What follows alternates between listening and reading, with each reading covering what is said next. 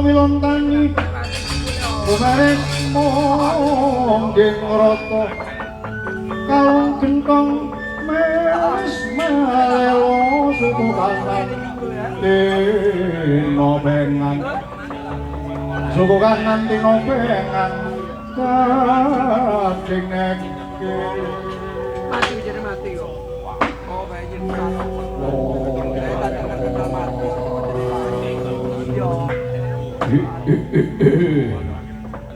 Mas Pati Kala Rudra Dewaku mangku dhisik Yayi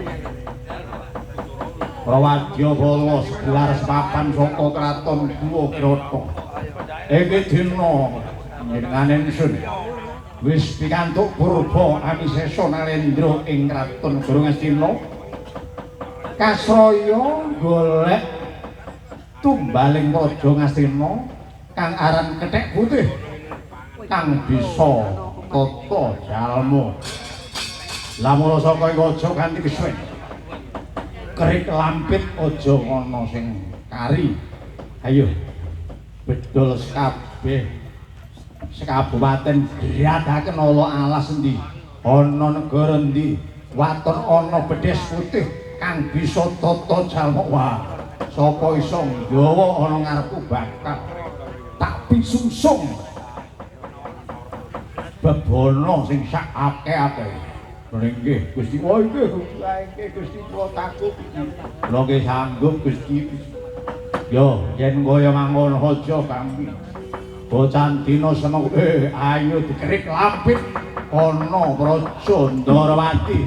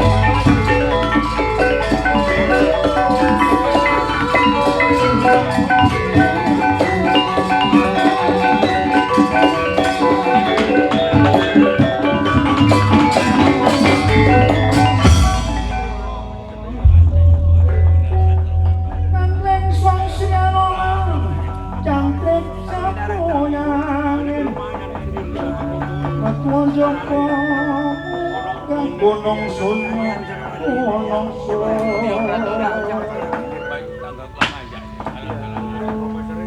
Pamit sewu Gusti. Panjenengan ngantos dungkap wonten ing pertapan Kendali Sada sajak wonten wigatos Gusti. Yo Anoman ngeling ngono. Dina semengko pun Kakang cedhak ana Kratun Ndarawati. Loh, adikku Narayana, Yayi Bathara Kresna dadak linggar saka praja.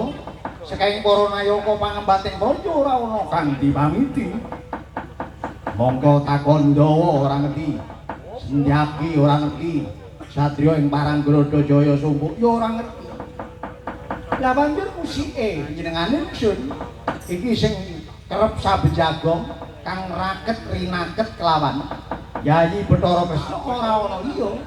Ya Anoman Prabancana. Awit nalika semono aku eling kemutan janji-janjine Anoman ora bakal bisa pisah kelawan Adi Narayana. Apa kaya mangkono Anoman?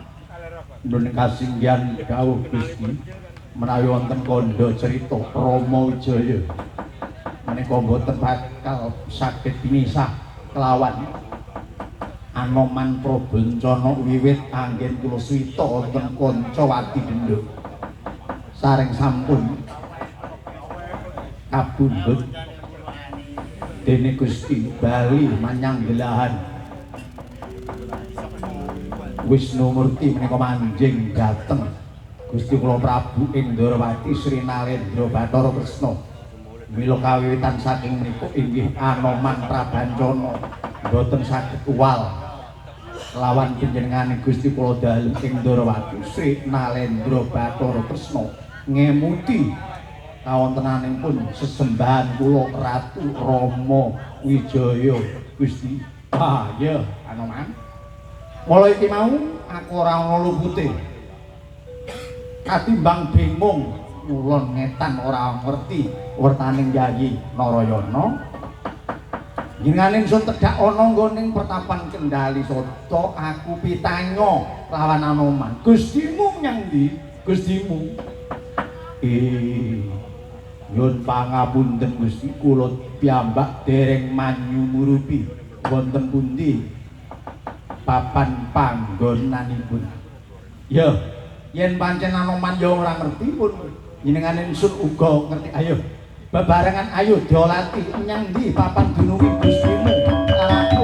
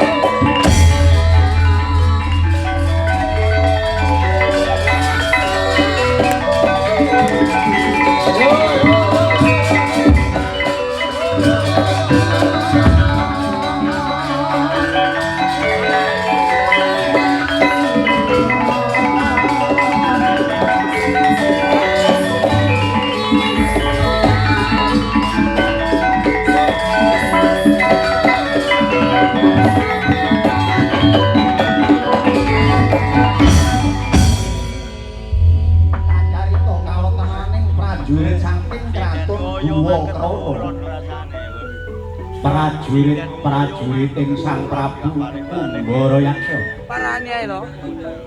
Keturunan. Anggone nglati bedhes putih mulu Banyuwangi kang bisa tata jalma kaya manusia. Go tisu. Wah, go tisu iki pasir kali. Ana ing alas den oyak-ayek kabur para bulan wana. Para kapi, para monyok lotung endang endung. Buron wana kidang menjangan padha kemlayu. Nanging ora ana kang wujud bedhes putih kang bisa tata jalma. Bedhes mari metu. ana jero alas ora ditemokake metu saka sakjroning alas ngambah ana ing sawijining tlatah kraton Ndarawati. Sing crita jungkating ingkang anggar Suraosika. Prajurit saka kraton Guwa Kirata kandhek ana ing alun-alun Ndarawati. Papakan kelawan prajurit Ndarawati. Ya.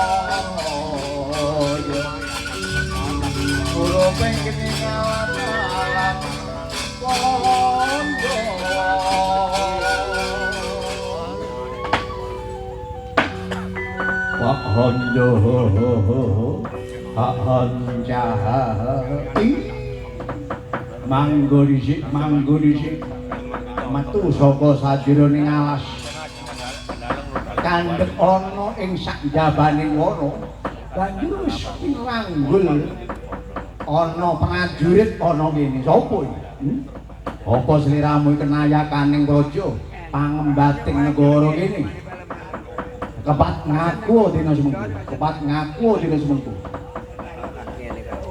yo pancen kepara nyata aku ora adoh saka papan panggonan kene. Kebeneran yen kaya ngono beneran. Banjur sing dadi sinambuting awangi sapa asmamu? Yen durung ngerti marang aku Raden Singa Wulanjaya, ya Raden Haryo Sentyaki, ya Raden Bima Kunting asmaku iki. Sentyaki, yo. Bima Kunting, yo.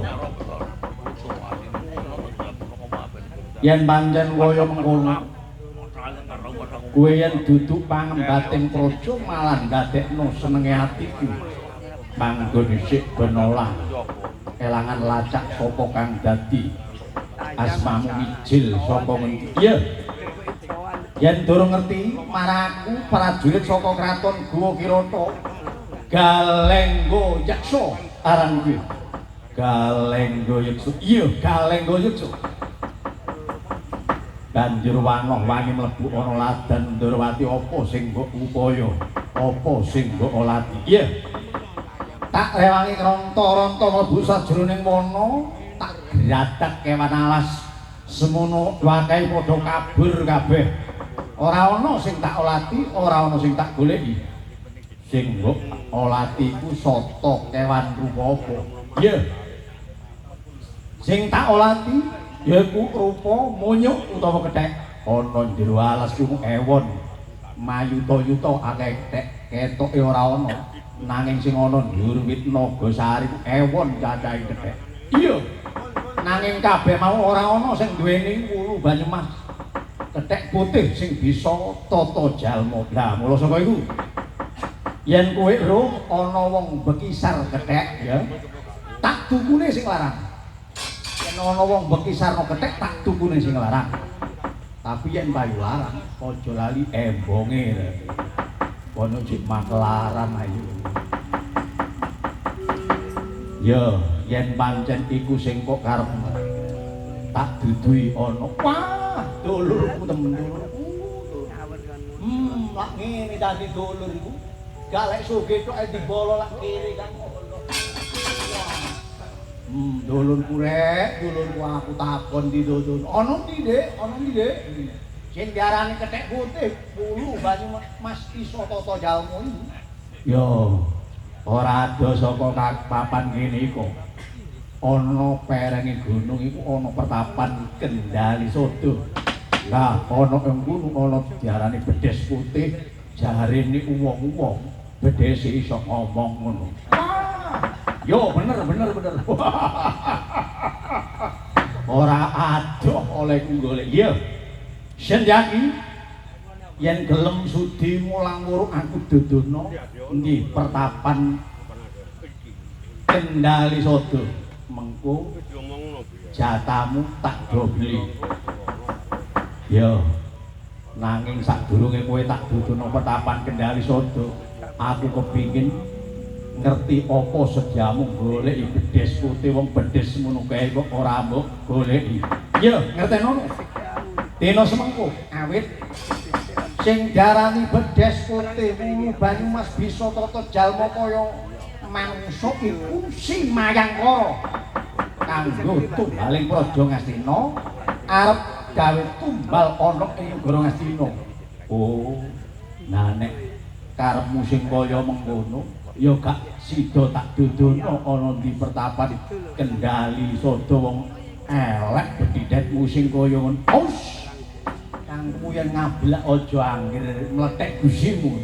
Mari ngomong ya dadak ogak, mari ngomong ya dadak ogak, mari sanggup dadak gak sanggup. Ayo, apa kepengin tak beteti, tak lulangi kulitmu ana kene tak sempal baumu wong dikon dodono bedes putih. Kok angele sing kaya ngono. Yo, kowe dadak ora usah jumangkah menyang pertapan Kendali Sodo. Kena nyekel bedes putih nanging selirahe Haryo Senjaki mandi sabdamu tak jabak rek mau tak koteng siramu tak copot pendalinamu ucul saka janggamu tamat mati dina samengko Haryo Senjaki kakean miniko.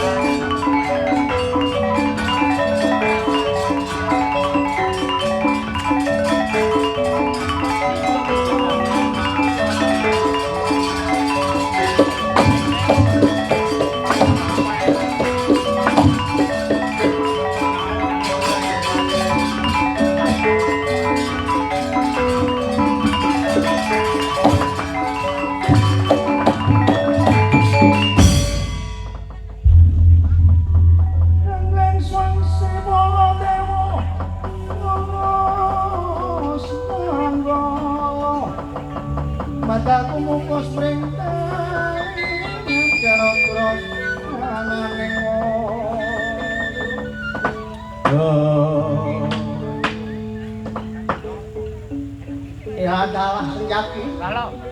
Nyataning ora cukup ngadepi kaya mangko. Ya. Lakine isih ana mangko dewa. Lagan aja mandir Bupati. Sing bakal nyambung matang putunging senjati mumpun kakak.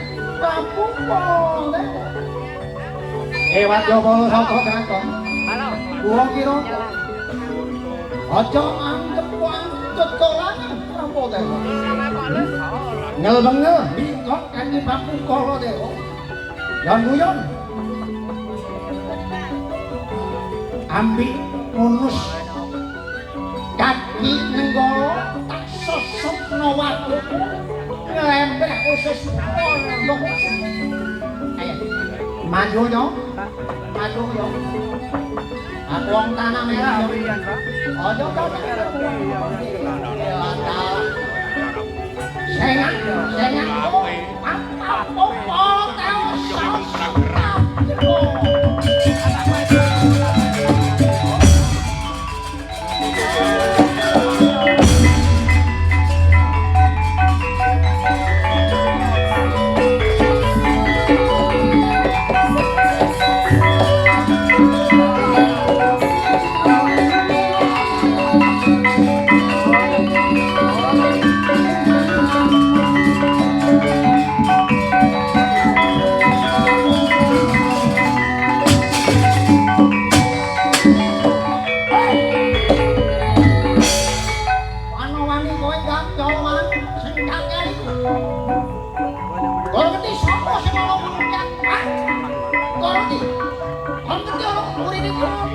Kolote mesti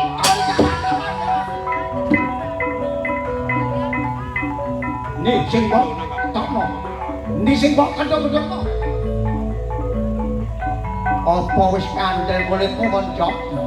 Apa wis rangkep nyawamu untuk sosok kaki kula? Yonomu jangkak kok. Wani ta. Maju kali ngati aja sini maju bareng. Sosok kaki nunggu totong depan ta. Cakot tenan. Macicil lamu macicil. On wani yo datang macicil Bang.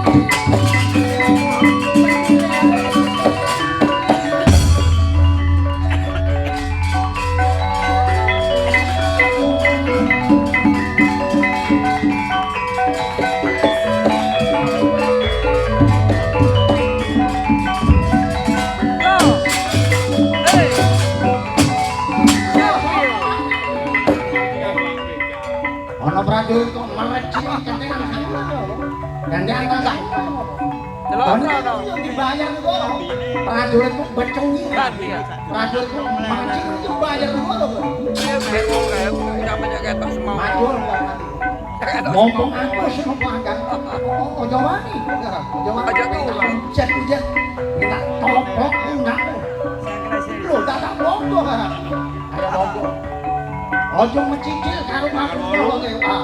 Mencicil aku bangkat.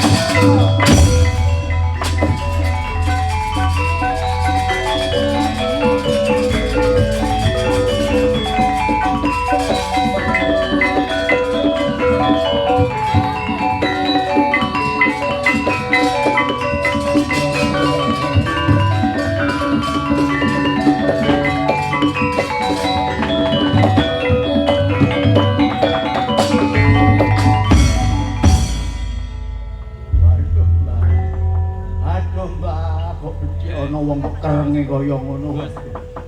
Citake ngomong. Wong perangan karo ngomong ya iso. Wong kenceng-kenceng ya dik ngomong. Kok iso sing ngomong karo nyapluk bareng iso. Enak-enak ngomong ya nyapluk bareng. Lho nyapluk sambil ngomong apa ya gak mutilang lho. Ya apa? Aduh Mbah cengel kula dikeperuki Mbah. Aduh Mbah. Bradhet wong kok ya kaya lungite. Wis lungit mentalan katik nyenyekan barang. Astagfirullahaladzim. Sapa musuh? Teko Lah niku Mbah Prabu Baladewa. Bulu kula dicak nges, dadak ngomong Prabu Baladewa. kon maneh ketanggungan ayo gurumu rangkep itu kongkon maju mrene tekene tak jabut lak yo njomplang kari ngicak itu lho pendhita sing kaya kari bandem boto kari bandem boto jarene sing ngomong ngono sapa sing ngomong ngono man sapa nggih Prabu Baladewa wong cangkemmu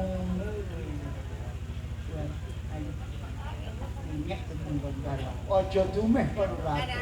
Aja dumeh kon ratu. Apa yang gede ya ora iso dadi cilik.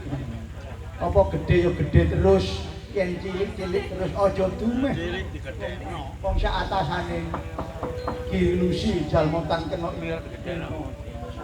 Kiri Gunung Lusi cuket. Sak dhuwur-dhuwure gunung isih kecukulan cuket. Aku pokok suruh ini Prabu Baladewa. Ini Prabu Baladewa. Tak juwing-juwinge ono kene Prabu Baladewa. Tak ajare ono kene Prabu Baladewa. Ati ono Prabu Baladewa. Tak antemi. Domo dibake. Domo dibake. Lah ngono kok jare nantang-nantang pendhita sing kaya ngono. Lah kepethuk aku lak mara tak jotosi ae. Mara tak jotosi ae. Yo pileng temen gak ketok arek iki, oh ya. Dewe melengil yo apa.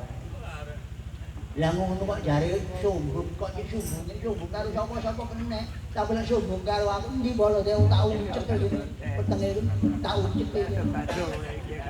Ya ati wong iki bae. Ono wong kok greget kaya greget temen aku ngono.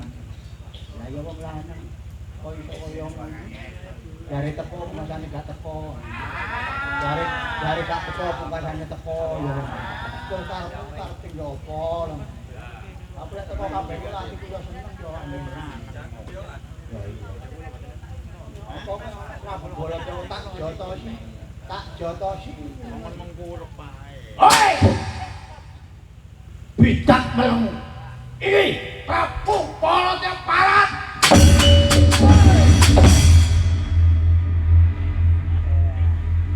Prabu Baladewa dadak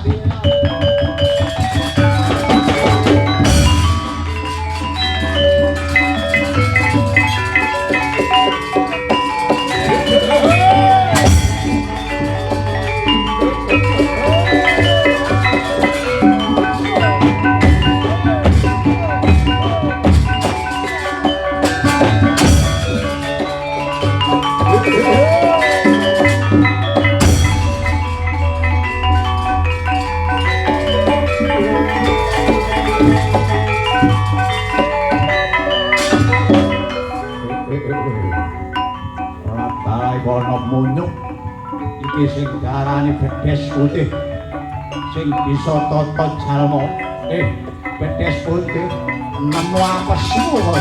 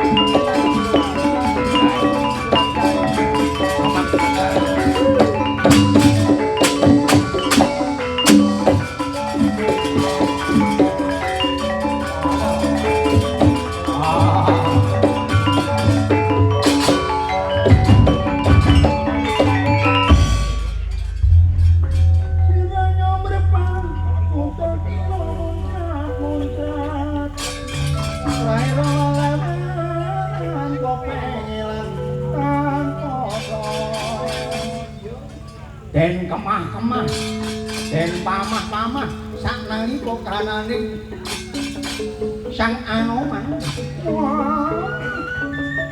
Kapan timbang kelawan malih dateng mentang sembong kacarita Anoman den kemah-kemah Anoman den tokot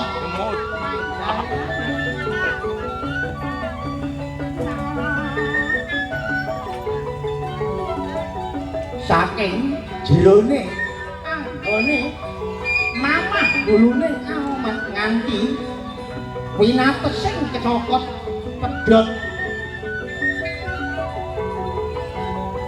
pedhot ana ing telenging gurung saknalika dedel bumi kaping 3 alusing mayang para konggol dhateng alam pengratuan.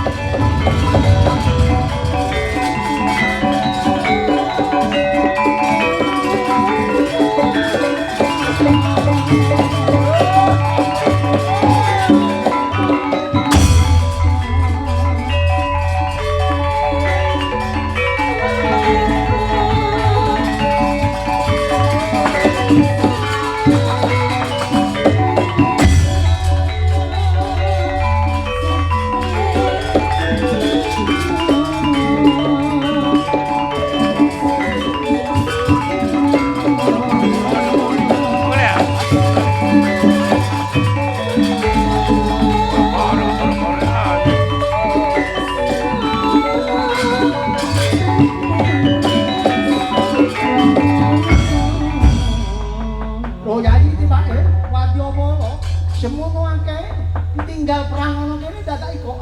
Lho Anoman dadak dikenyah-kenyah, dicokot-cokot. Pundi meniku. Lah iya.